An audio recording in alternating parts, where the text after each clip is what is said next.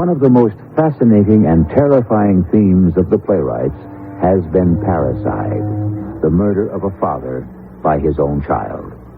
The fifth commandment reads, "Honor thy father and thy mother, that thy days may be long upon the land which the Lord thy God hath given thee." But some people think that parents are not entitled to respect simply because they are parents. And it's thoughts like these, when carried to the extreme, that can lead to... Now, John, you gonna do as I tell you? No, Pa. I don't think I am. Your nose is bleeding where I hit you. Wash your face and hands and come in for breakfast. And then we'll both go out and dig that ditch. You can dig that ditch all by yourself. And while you're at it, Pa, you can also dig yourself a nice big roomy hole for your grave.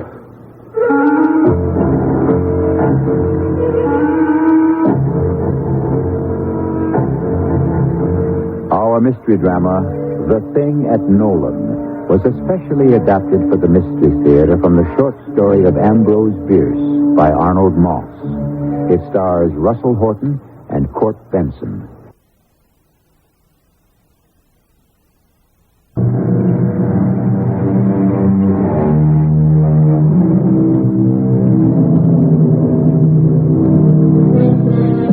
The year is 1879, 100 years ago. The place, the southern part of the state of Missouri, the plateau of the Ozark Mountains, a unique region of soft hill scenery. The area is sparsely populated by a tough breed of pioneers, most of whom struggle to scratch a livelihood out of the livestock they breed and the forage crops they raise. It's a cool morning in June. The sun has just risen. Charles May, his wife Elvira, and their grown son, John, an isolated frontier family of fiercely self-reliant people, are finishing breakfast. I'll have another cup of coffee, Elvira, whenever. Yes, Charles, in just a minute. Oh, well, it looks like we're going to have another bright and sunny day. Don't it, John? Looks that way, Pa. You know, each morning when I open my eyes and look at them easy, beautiful hills out there, I still can't thank the Lord enough for giving my grandpa the good sense to stop here years ago and settle just where we did. Good old Missouri. Golden gateway to the west. Hey, you can laugh, John, but we ain't done bad. The work may be back-breaking at times, but it's worth it. Well, maybe to you, Pa. Meaning? Nothing at all. Oh, here's your coffee, Charles. I gotta figure out a way to get more water out of that lake to them cattle of ours. There just ain't enough gets to them.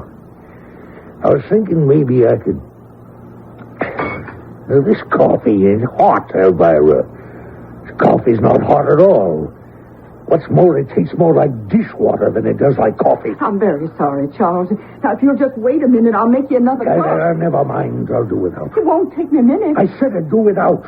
Or didn't you hear? But, Charles, there's no reason to why... There's your coffee. Now, hold your tongue. I said be quiet, woman.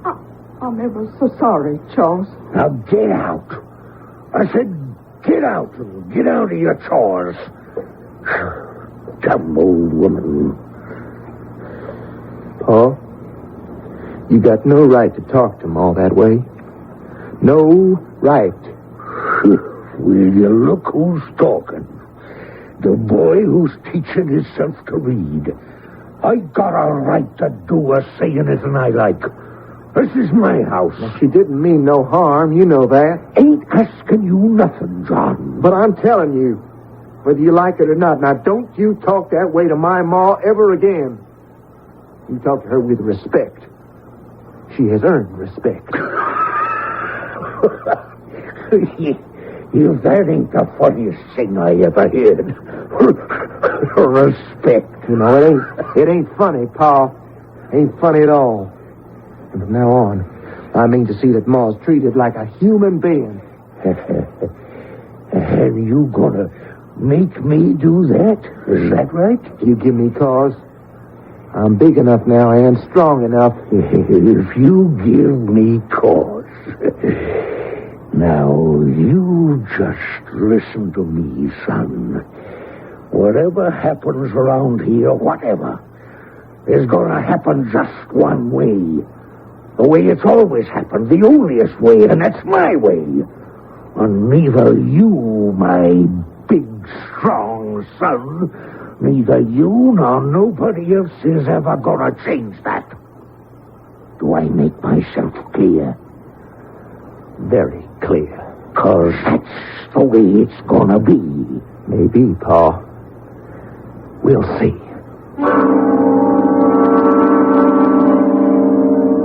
Henry, I can't tell you how much I appreciate you coming all the way out here from Nolan just to bring me this new spade. 7 short miles for a cousin. It ain't much. It ain't nothing of a good sale, too. Business at the store ain't been all that good lately. That's all. Besides, it is Sunday, and it gets a little lonely sometimes down in Nolan on Sundays. Schoolhouse closed, blacksmith shop closed, my general store closed. Hardly no one around to chew the fat with. And no one out on the lake and back of the store. Too hot. Of course. This is one beautiful spade, Henry. Good heft to it. Sharp cutting edges. Oh, the best, the brightest, the longest wearing that wholesale place in St. Louis has got to sell. You better carve your initials into the handle. Yeah, good idea. Big CM, in case anyone should take it into his head to borrow Charles May's property. Yeah, I'll get John to do just that. You remember with my lack of schooling, I can't tell one letter from any other. So you just tell him, a big CM. You know, Henry, I finally figured out how to get the lake water down to my big pasture. You did? Yeah. You know where my creek makes a real sharp horseshoe turn to the west? It's up near the foot of Medicine Lodge Hill. Yeah. I figure I can dig a deep ditch right through the woods. From there to the pasture. It's a little over half a mile only. And a big hole at the end of it. Oh, which will give you all the water you need and still keep your livestock inside the pasture. Yeah, but you'll need help. My son, John. We can start next Sunday, a week from today. 2 of us together should be able to... Good morning, Henry. Well, ain't it more like good afternoon, John? You just get up? Well, Sunday I slept a little bit later than usual. Nearly noon, boy. Reckon it is. Where was you last night? Out. I asked where. Around. What time did you get home? Kind of late. Very late. What kind of foolishness was you up to? I don't think I care to answer that, Paul.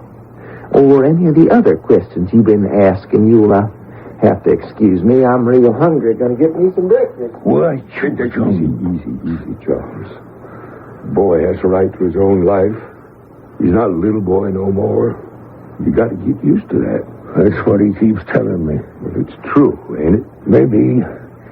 But as long as I furnish a roof over his head and provide him with 3 meals a day... Every bit of which he earns. This is my house, Henry. No one is denying that. But you got to start treating that boy different. Push him far enough and he just may turn on you. He wouldn't dare. Or wouldn't he? I've been watching John these past few years. Charles, that boy knows how to hate. And he's got the quickest temper. If that boy was ever foolish or headstrong enough to do me harm, real harm, he'd never again be able to put me out of his mind. You believe that, Charles? I believe that. I'd come back and haunt him for the rest of his days. From wherever I was.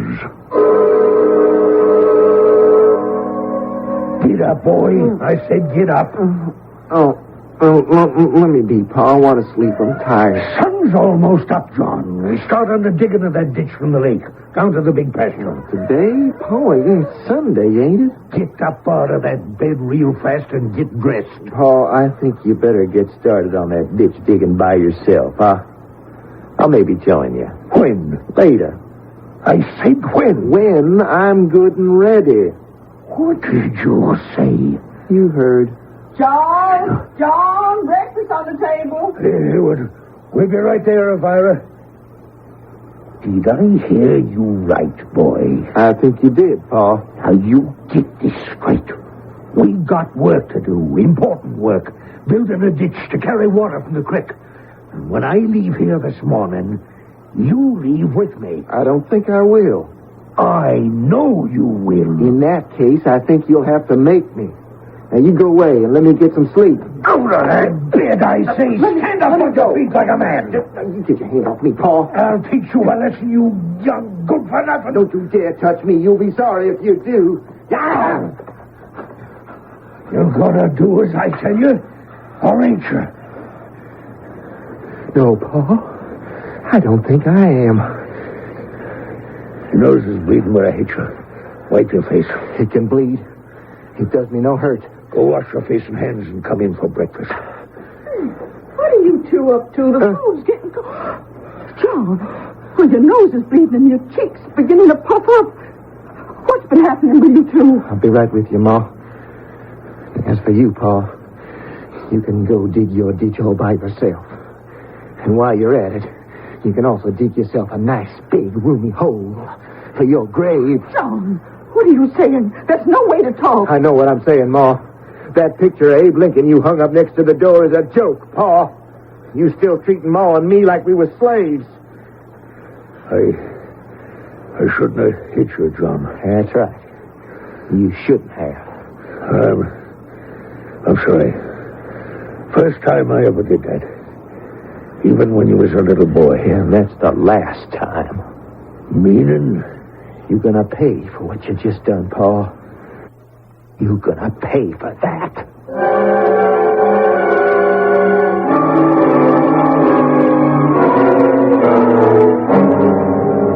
Where is he, Ma?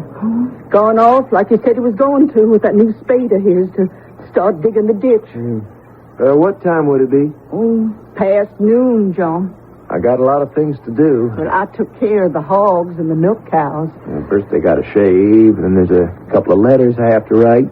Ain't finished reading last week's newspaper. Oh, by the way, Cousin Henry was by early this morning. Brought you this week's paper. Real nice of him. He'd come by just as you two was quarreling. He stayed outside, he said, because it sounded like a very private family affair, but he heard it all. I got the paper out in the kitchen. Thank you. You know, John, your pa can't do that digging all by yourself. Too much for one man alone. Then I guess, maybe I better join him. Oh, that's a good boy. He was sorry for hitting you. He told me so, and I know you didn't mean what you said to him. You just lost your temper for a minute, didn't you? Just the way he does, right? Exactly. I understand that. Now, you be a good son and go along and help. He needs you. A person working all alone, all that digging, it could kill a man his age. Even a man as strong as your pa. I suppose it could. Now, you be sure to keep away from the deep part of the creek. You know you can't swim. You don't have to tell me. Yeah, I'll be going now. I'll take the newspaper, practice my reading some when I'm resting. Well, I'll see you later, Ma. Well, ain't you taking a spade with you? You'll need a spade to dig. Paul's got his spade, ain't he?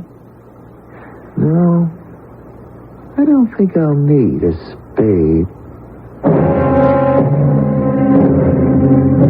In Proverbs we read, "Hearken unto thy father that begat thee," and again, "The eye that mocketh at his father, the ravens of the valley shall pick it out, and the young eagles shall eat it."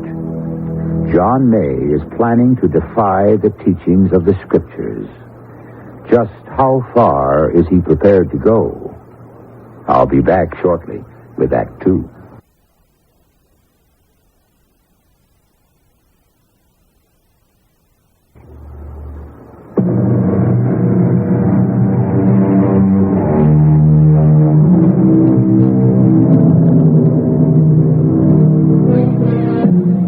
Wherever railroads, airplanes, highways find their way, whenever newspapers, movies, radio, and television become part of a community's lifeblood, the people gradually lose their unique characteristics and take on the coloring of the rest of the country. This has been happening in the Ozark Mountains. But 100 years ago, these hill folk were still isolated. Their relationships to each other still primitive, still had their own fierce, uncompromising ways of solving their problems. Is that you, Charles? I'm out in the kitchen. No, Ma, it ain't Charles. It's me. It's nearly nightfall, John. Where you been? Well, I told you I was going. Up to the spring. The creek near Medicine Lodge Hills. Then you did help your pa. Good boy. Get much done? You know? Well, where is your pa? Ain't he come home yet? No. Didn't you leave together? Well, no. He said he wanted to work just a bit more before the sun set. Well, it's nearly dark. Your pa out in the woods alone. I wouldn't worry about him. He can take care of himself. He always has, hasn't he? I suppose. I'd better light the lamp. I'm going into my room. No, just a minute, John.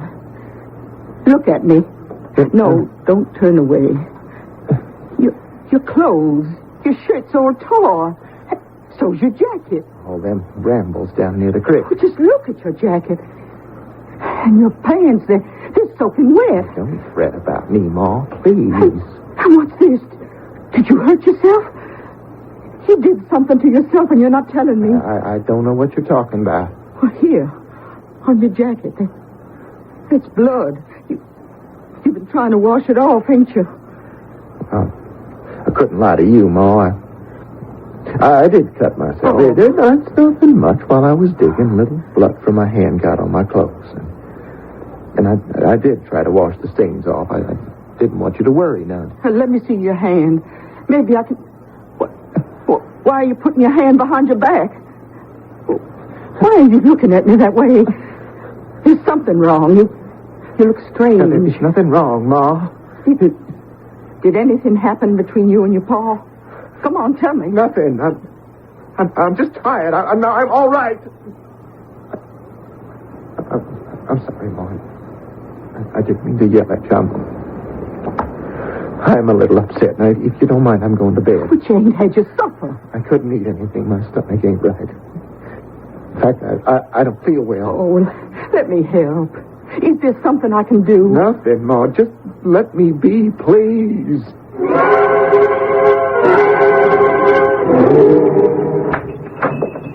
Oh, Elvira May. Morning, Henry. What brings you to town this early of a Monday morning? There's some kind of trouble. I need your help bad. What seems to be wrong? But Charles ain't come back. I don't know what you mean. Well, yesterday, after he and John quarreled, he went off into the woods to do that digging. And? Oh, that was more than 24 hours ago. Well, Elvira, you telling me you ain't seen him since? And I'm worried sick to death. He ain't never done anything like this before. Yes, of course. Elvira, did John join Charles the way Charles asked him to? Well, not right away. He left around noon sometime to go wherever it was Charles was working. And you ain't seen either of them since? No, Henry. John come back around nightfall. Alone. I see. That's why I'm so worried. John was in a terrible state. His manner was strange. His look was wild, like a mad animal almost. His clothes were torn, seemed to have blood stains on them. He said he cut himself. But did he say anything at all that would have give you some hint of what might have happened to Cousin Charles? Not really. No, nothing. Where's John now? Back in his room. Oh, what are we going to do? We're going to pay a visit to Calvin Jackson, the new sheriff. Sheriff's got to be called in on this, of course. What's on your mind? Nothing, Elvira. Not until the sheriff has a good look around near that bend in the creek. If there's any answer, that's the place we're going to find it.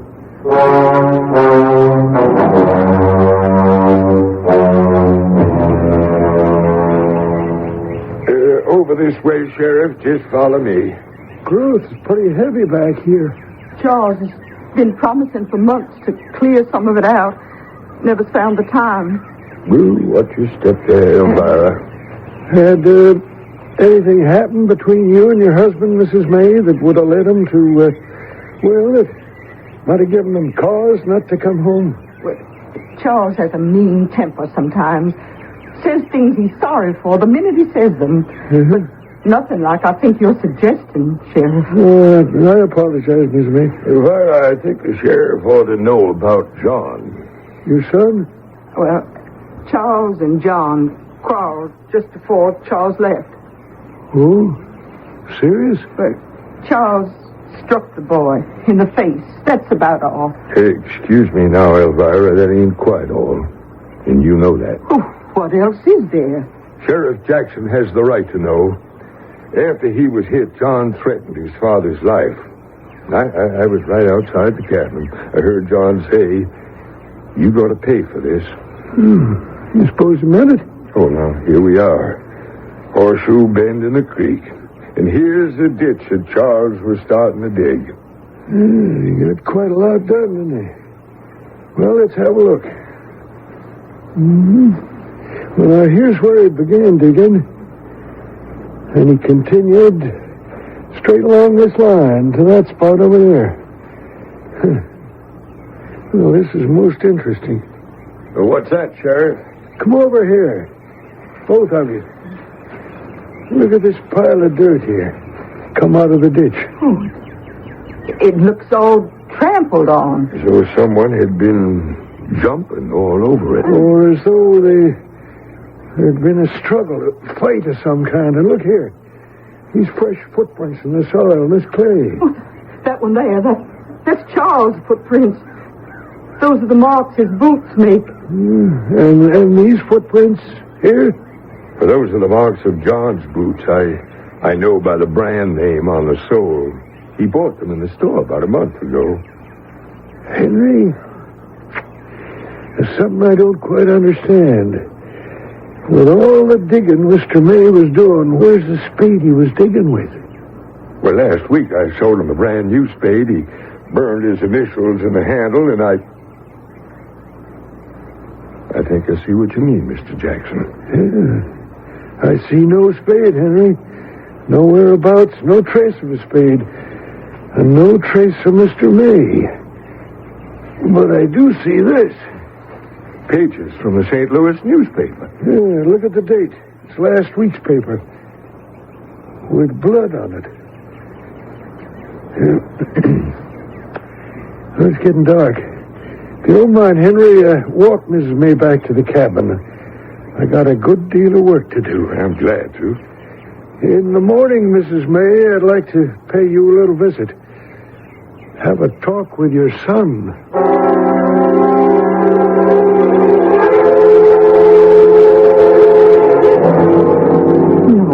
You mustn't get out of bed, John. Now, the doctor said you was to stay in bed. And you mustn't worry about nothing. Don't go away. Don't you touch me. Don't you dare. Oh, easy, John, easy. No, it's just your ma. I must have been dreaming, huh? Real bad dream. Yes. Well, you gotta stop worrying, John. I ain't worried. Paul will turn up. I know it. I have faith. I just can't figure where he would have gone. He'll never turn up. And they'll never find him. How do you know? How can you be sure? I have a feeling. John, is there something you ain't telling me? Nothing happened. Nothing. Mrs. May. Calvin Jackson. It's Sheriff Jackson, John. What's he want? He wants to talk to you. Come right on in, Sheriff. I don't want to talk to nobody. Morning, Mrs. May. Morning, John. I got nothing to talk to you about. I didn't do nothing. Well, no one said you did, John. Well, then, What are you doing here? Your father's missing. No one's seen him. No one knows where he is. You were the last person with him, I believe. Well? Did you have any kind of a fight with your father in the woods? That's none of your business, Sheriff. Answer, Mr. Jackson, John. Please. Well, we did have a little bit of a fight. No, nothing much. Uh-huh. And this newspaper, St. Louis newspaper, I found it back there. Did you take a shovel, a spade of some kind with you? No, I didn't. My father had his. I figured we could take turns digging while the other rested. Have you any idea where the spade might be? We couldn't find any more trace of it than we can of your father. No idea. That's a nice-looking pair of boots you got here, John. Now, you put those boots down. Oh, they are yours. Don't you touch them. Well, now, that's most interesting. What's that, Mr. Jackson? On the soles and heels. Could that be blood? Are you accusing me of murdering my father? Murder? I never said a word about murder. I didn't murder anyone, Sheriff. No one. John, did you ever threaten to kill your father? Of course not. He never gave you cause to say to him, you'll die for that or you'll pay for that? Yes, he did, but that don't mean that What does it mean? that there's a power that would punish him one day for what he was doing. But that power was not you. If you're thinking of accusing me of murder, you'll have to find my father's body first. Oh, I know the law, John. That's my job. But I can tell you this. Word's already gone around the whole town of Nolan that your father's missing. And whatever evidence there is about his disappearance points to only one person. Meaning me? For your own good, John, for your own protection. I'm sending one of my deputies out here. What for? Until we find your father's body, I'm putting you under arrest, house arrest, on suspicion of murder.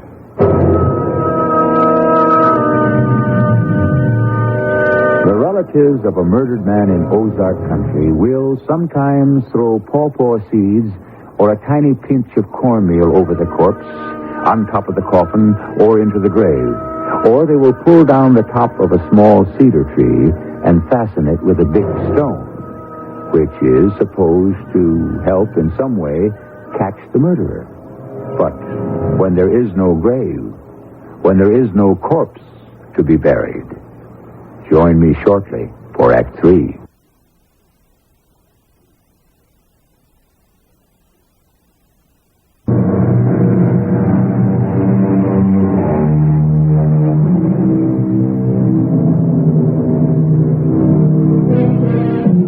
People like the May family, who lived in the isolated parts of Missouri's Ozark Mountains 100 years ago, were once called the most deliberately unprogressive people in the entire United States.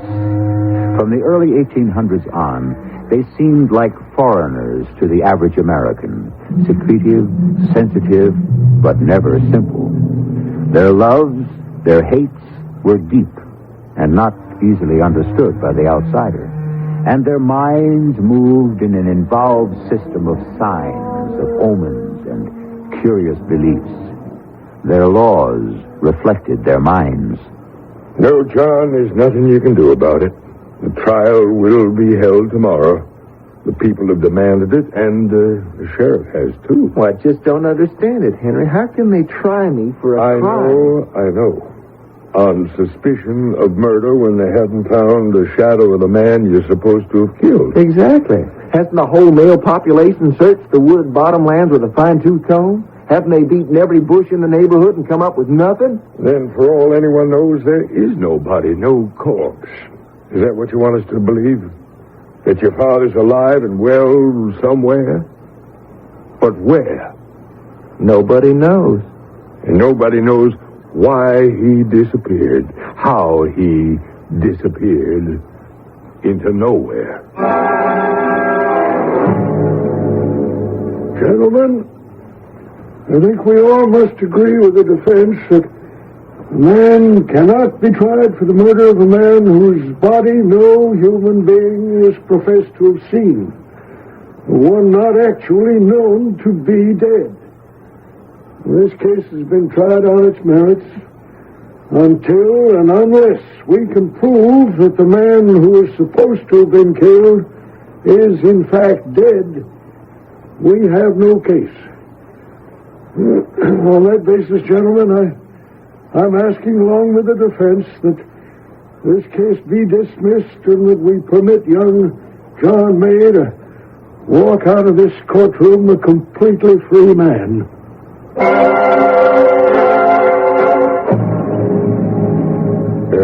That be all, Sheriff? A handful of tobacco plugs, Henry. My supply's getting a little low. Here we are, Sheriff. Well, now, if this heat would only let up a little.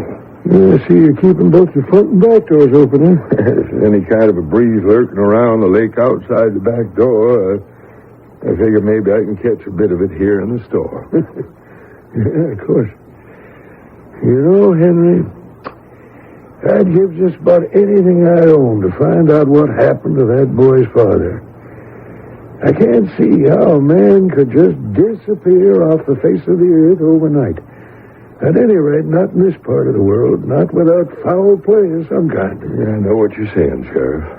The men in town are still grumbling that the trial was what they're calling a miscarriage of justice. Yes, but suppose they had taken the law into their own hands and one of these days Charles should suddenly turn up.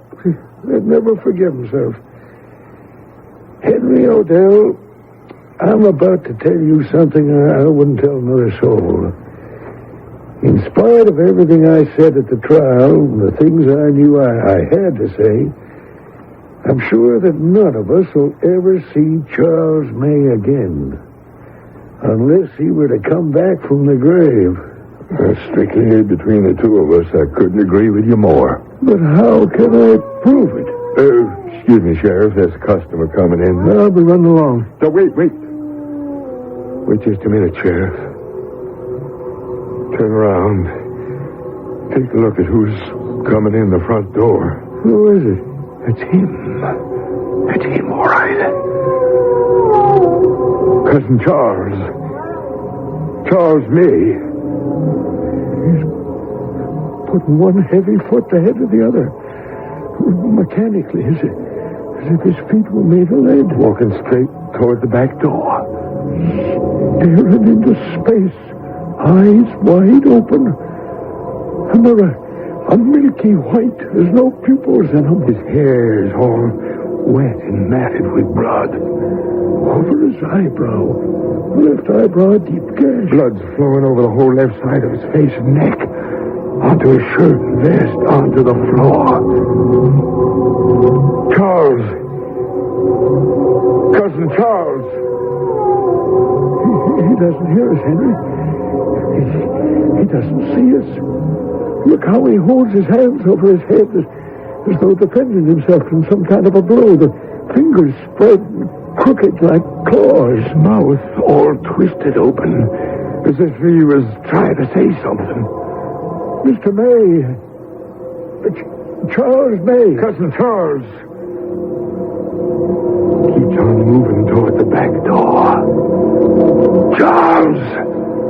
He's going out the door, toward the lake. Well, shouldn't we follow him? Let's watch him, see what he does. He's going to the edge of the lake to try to wash away some of the blood. Shouldn't we be doing something to help? No, we might do more harm than good. It's like waking up a sleepwalker. Let's go out and see what he's up to. Where's he going to? I can't understand it. He was out here just a minute ago. Not a whisper of him anywhere. Well, if he'd have gone into the lake... Well, there's not a chance. The water's as unruffled and smooth as glass. What do you suppose was wrong with him? He must have been in a fight of some kind and wandering about in the days ever since. But how do you explain... Probably suffering from some kind of loss of memory. Oh, it's enough to scare the life out of a man. Well, we've got to find him.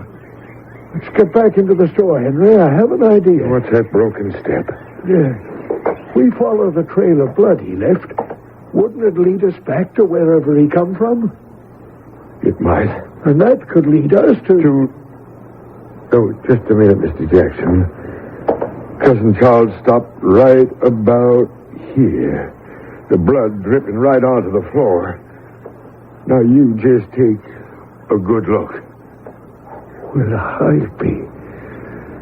The floor's as clean as a whistle. Not a drop of blood here, or for that matter, any place else.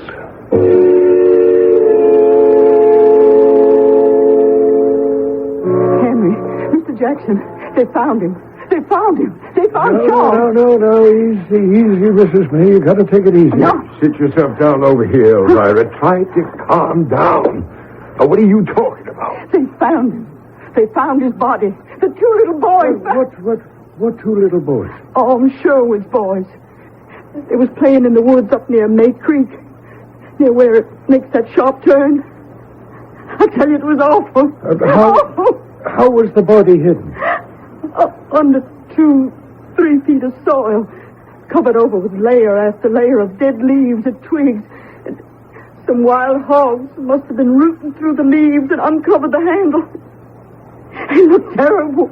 Just terrible. What handle, Elvira? The handle of Charles' new spade. Here. I brought it to show you. Broke off from the spade itself right in the middle. Let me see that.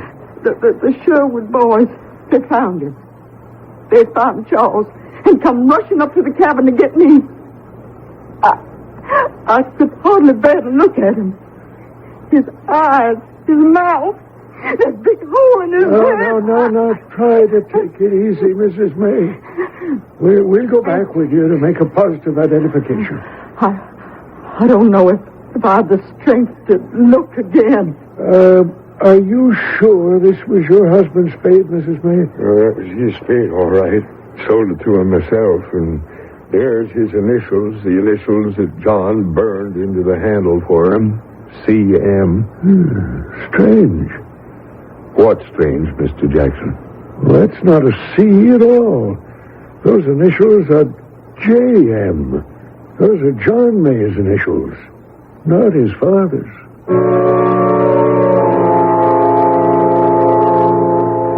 The coroner has taken care of the body. Almost no decomposition. Some preservative property in the soil, I expect. That soil is rich in minerals. There's one thing I can't understand. Oh, Mr. Jackson, how are you? Oh, Henry. John, where on earth have you been? We just come from your place, and we've been looking all over for you. I've been very busy. Your father's body's been discovered. Yeah, I know. Whoever killed him did a mighty fine job hiding it. So I was told. Gentlemen, I come here to say goodbye. Well, where are you going? Party's leaving tomorrow morning for Oregon. I'm joining them to seek my fame and fortune in the Golden West. Ain't you going to have the common decency to wait until your father's body is put in the ground? No time for that. John. Yes, Mr. Jackson? You killed your father, didn't you? You ain't got the right to ask me that, Mr. Jackson. Not anymore. I was arrested by you on suspicion of murder. I was tried. I was found innocent. Now, I may not know too much about these legal things, but I do read. And you can't try a man for the same crime twice, even here in the mountains. Double jeopardy, I think they call it. Yep. Where'd that wind come from? Blew the front door clear shut. Who's that? Oh, no. It's my father. But that can't be. Can't.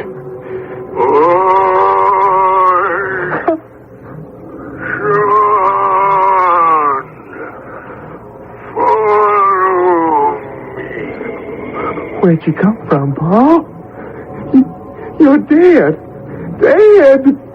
Do what you're told, boy. Do what you're told. walking through this door just like he did the last time, toward the open back door. What are you doing to me, Pa? Stop it. John's following him. He can't take his eyes off his father. He can't help following him. No, I won't go with you. I won't. The old man's moving right toward the edge of the lake. Don't make me, Pa. You know I can't swim. Well, it's true, John can't swim.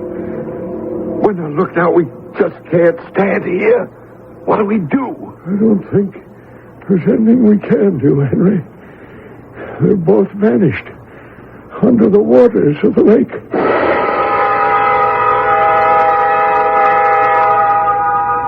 No, Henry, there's not a doubt in my mind. John May murdered his father by splitting his skull open with a knife-sharp edge of this spade. Yeah, I know you're right, Sheriff. One thing I can't figure out. The wound over Cousin Charles's left eyebrow, the gash on the left side of his face. Yeah. And the half-open mouth, the hands like claws. Exactly the same as they was on that thing that come from nowhere, passed through my store and pulled John after him to who knows where. Puzzles me. What's the answer? Charles once said to me that if the boy ever took it into his head to do his father any real harm, that he'd come back and haunt him from wherever he might be.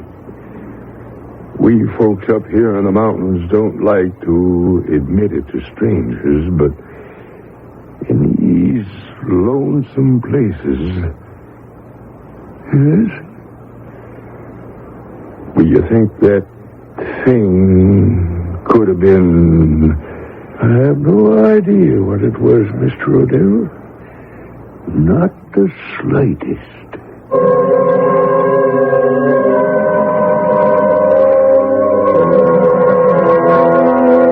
There are those who believe that we, all of us, are walking spirits of some kind. Spirits that are shaped into a body, squeezed into a recognizable appearance of reality, and that sooner or later we fade away into air and invisibility. That we not only carry a future ghost with us from the moment we are born, but that we are in very fact ghosts. All of us. Everywhere. I'll be back shortly.